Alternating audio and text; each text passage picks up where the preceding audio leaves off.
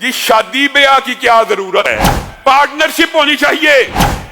یہ نئی تہذیب کے جو گندے انڈے ہیں۔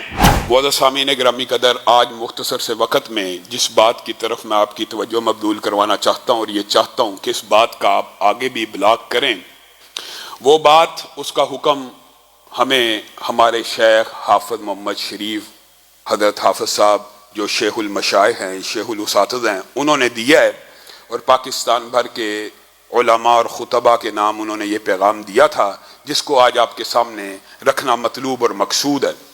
وہ پیغام یہ ہے کہ حقیقت بات یہ ہے کہ یہ جو مختصر سا وقت ہے اس پیغام کا متحمل نہیں ہے، لیکن خدا کرے کہ جو بات کہی جائے وہ آگے پہنچ جائے، ورنہ تو اس موضوع کے اوپر حقیقت میں کئی جمعے پڑھائے جا سکتے ہیں۔ حضرت حافظ صاحب کا کہنا یہ تھا کہ آج کل مدارس میں داخلے کھلے، آپ کو پتہ یہ مہینے مدارس کے داخلوں کے ہوتے ہیں، اور آپ کو پتہ ملک بھر میں مدارس کے خلاف جس طرح کی پروپیگنڈا کی فضا ہے، اور جس طرح کی دینی اداروں کے حوالے سے ایک فضا قائم کی گئی ہے، تو اس ضمن کے اندر علماء اور خطباء کو یہ بات چاہیے کہ وہ لوگوں کے سامنے اس بات کو رکھیں کہ یہ جو علماء ہوتے ہیں، یہ جو دین کے طالب علم ہوتے ہیں، ان کی وجہ سے معاشرے سیدھے رہتے ہیں۔ امر بالمعروف و نہی عن المنکر کا فریضہ اگر ترک کر دیا جائے تو صحیح احادیث کے الفاظ ہیں، جس معاشرے سے امر بالمعروف و نہی عن المنکر ختم ہو جاتا ہے، پھر اللہ تعالیٰ اس معاشرے کی طرف نظر رحمت بھی نہیں کرتا، اور وہ لوگ اگر ہاتھ اٹھا کر لمبی لمبی دعائیں کریں کہ اللہ رحمتوں کا نزول آ جائے، تو اللہ تعالیٰ پھر بھی ان کے اوپر رحمتوں کا نزول نہیں کرتا، اور اللہ تعالیٰ ان لوگوں کی دعاؤں کو بھی نہیں سنتا۔ یہ امر بالمعروف و نہی عن المنکر کے ادارے، مدارس کیسے چل سکتے ہیں جب آپ جیسے اور میرے جیسے اور جہاں جہاں تک بات پہنچے اس طرح کے احباب ان مدارس میں اپنے بچوں کو داخل کروائیں؟ یہ مدارس جنہوں نے اساتذہ کا انتظام کیا ہوا، بلوں کا انتظام کیا ہوا، ہاسٹلوں کا انتظام کیا ہوا، اگر اس پروپیگنڈے کی وجہ سے ان میں طلباء داخل ہی نہیں ہوں گے تو بتائیے علماء کیسے پیدا ہوں گے؟ اور آپ کو پتہ کیسے کیسے علماء۔ اب یہ تو ایک طویل فہرست ہے کہ ان مدارس کی چٹائیوں سے نکلے۔ مولانا اسماعیل سلفی صرف گجرانوالہ میں لاہور سے ایک بہت بڑے آدمی ان کے پیچھے جمعہ پڑھنے جایا کرتے تھے، اسماعیل سلفی صاحب کے پیچھے، تو اسماعیل سلفی صاحب ان کو دیکھا کرتے تھے، یہ لاہور سے بندہ آتا ہے، وہ بھی جماعت کے مشہور نام تھا، کہتے تھے کہ پتہ نہیں لاہور سے جمعہ پڑھنے آ جاتا ہے اتنی دور صرف جمعہ پڑھنے۔ ایک دن پوچھ لیا یہاں جمعہ پڑھنے کیوں آتے ہو لاہور سے؟ کہا مولانا اسماعیل سلفی صاحب آپ کے پیچھے جمعہ پڑھتا ہوں، 7 دن تک اس کے اثرات دل پہ رہتے ہیں اور ایمان تازہ رہتا ہے۔ مولانا اسماعیل سلفی صاحب یہ وہ علماء ہیں ایماندار۔ ہمارے جیسا کوئی ہوتا تو بڑا خوش ہو جاتا اور خوشی سے پھولے نہ سماتا، کہتا آتے رہو۔ وہ کہنے لگے آپ لاہور میں رہتے ہیں، وہاں پہ ایک مولانا داؤد غزنوی نامی خطیب ہیں، کبھی ان کے پیچھے بھی جمعہ پڑھ لینا، کبھی ان کے پیچھے بھی جمعہ پڑھ لینا، اگر میرے جمعے کا اثر اور ایمان 1 ہفتے تک تازہ رہتا ہے، میں تجھے گارنٹی دیتا ہوں مولانا داؤد غزنوی کے پیچھے جمعہ پڑھے گا 1 مہینے تک ایمان تازہ رہے گا۔ وہ بندہ یہ بات سن کے حیران رہ گیا کہ ایک خطیب کو میں اس کی مسجد میں آ کے کہہ رہا ہوں میں تیرے پیچھے جمعہ پڑھتا ہوں، مجھے کہتا ہے مولانا داؤد غزنوی کے پیچھے چلا جا۔ کہا یہ نام سننا تھا، میں ان کے پیچھے جمعہ پڑھ کے آیا۔ اور پھر وہ خود بیان کرتا ہے، پھر 1 مہینے کی بات نہیں ہے، آج بستر مرگ پہ ہوں، وہ پڑے ہوئے جمعوں کا اثر اور ایمان آج بھی دل کے اوپر باقی ہے۔ وہ میرے بھائیوں یہ علماء نہ ہوں، اللہ کی قسم کیسے کیسے اقوال موجود ہیں، تو انسان سارے کے سارے جانور بن جائیں۔ اگر علماء اور دین کے ادارے نہ ہوں تو یہ انسان جانور بن جائیں۔ اور یہ بات میں خود سے کہہ رہا ہوں، آپ آج کی بات بتلائیے، بڑے پرملال، میں تو اس عورت کا، اس بچی کا نام بھی اپنی زبان پہ نہیں لانا چاہتا، حیوانات میں سے کوئی کسر باقی ہے؟ یہ شادی بیاہ کی کیا ضرورت ہے؟ یہ شادی کے ادارے کی کیا ضرورت ہے؟ پارٹنرشپ ہونی چاہیے۔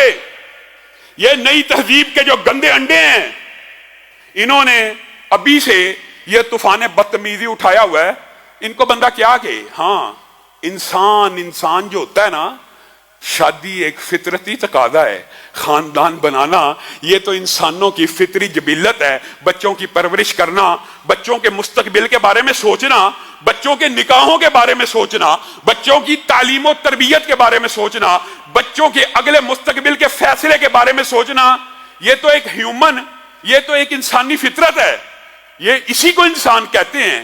البتہ جو حیوانات ہوتے ہیں ان کے اوپر یہ کوئی ذمہ داری نہیں ہے، ان کے اوپر یہ ذمہ داری نہیں ہے کہ وہ اپنے بچوں کا مستقبل سوچے، کیا پڑھانا، کیا لکھانا، بچوں کی شادیاں کہاں کرنی ہے، حیوانات کی طرح زندگی گزارے۔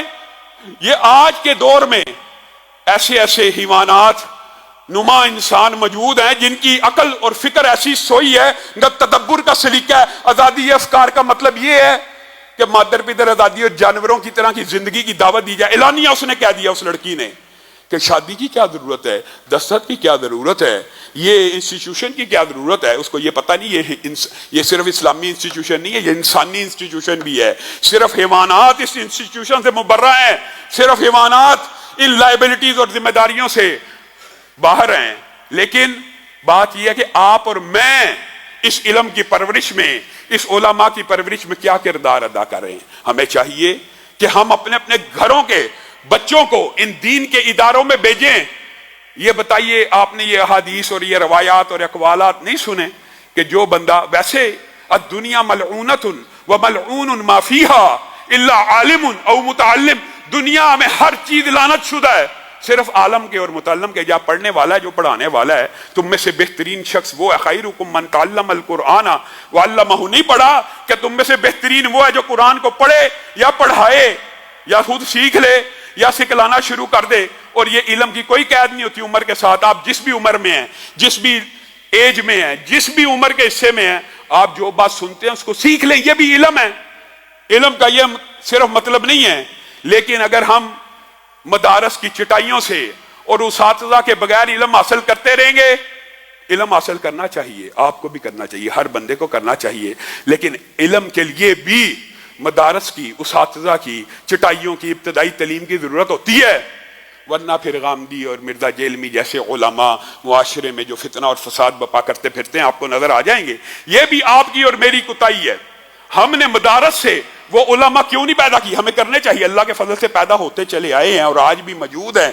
آج یہی درد دل آپ کے سامنے رکھ رہا ہوں کہ آپ نے نہیں سنا کہ ایک بچہ گھر سے اگر نکلے، یا ایک نوجوان یا ایک بوڑھا گھر سے نکلے کس کام کے لیے؟ علم حاصل کرنے کے لیے، تو آپ نے نہیں سنا کہ فرشتے اپنے پروں کو اس کے پاؤں کے نیچے بچھا لیتے ہیں، بلوں میں رہنے والی چونٹیاں اس کے لیے دعائیں کرتی ہیں، مچھلیاں جو سمندروں میں رہتی ہیں اس کے لیے دعائیں کرتی ہیں، درندے، چرندے، پرندے، ہر مخلوق اس کے لیے دعا کرتی ہے۔ آسمان سے سکینت کا نزول ہوتا ہے۔ کوئی قوم کسی مجلس میں کسی مسجد میں نہیں بیٹھتی اللہ کی آیات کو سیکھنے کے لیے۔ آسمان کے فرشتے پروں کے ساتھ زمین سے لے کے آسمان تک اس خلا کو پر کر دیتے ہیں۔ رسول اللہ نے کہہ دیا، وہ کیا ہو گیا، کوئی 2 اونٹنیاں کیوں نہیں لے کے آتا؟ اے اللہ کے رسول، 2 اونٹنیاں روزانہ کہاں سے لے کے آئیں؟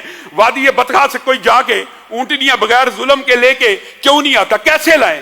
کسی مسجد میں جاؤ، صرف 2 آیتوں کا ترجمہ یعنی مفہوم سیکھ لو، صرف 2 آیتوں کا، تو 2 اونٹنیوں کے خرچ کرنے سے زیادہ بہتر ہے۔ میں اور آپ اگر اپنے بچوں کو معاشرے کے اندر، یہ مدارس کے خلاف یہ بہترین NGOs ہیں، ان کے خلاف اتنی مہم ہے، ان کو چندہ نہ دیا جائے، ان کو بند کر دیا جائے، یہاں پہ یہ ہوتا ہوگا، برائی اچھائی ساتھ ساتھ چلتی ہے۔ کچھ مدارس کے اندر یہ جو اعمال مشہور ہوتے ہیں، ان کا سد باب کرنے کا مطلب یہ نہیں ہے کہ ان انسٹیٹیوشنز اور اداروں کو بند ہی کر دیا جائے اور ان کے خلاف ہر وقت پراپوگنڈے کی فضا کو قائم کر دیا جائے۔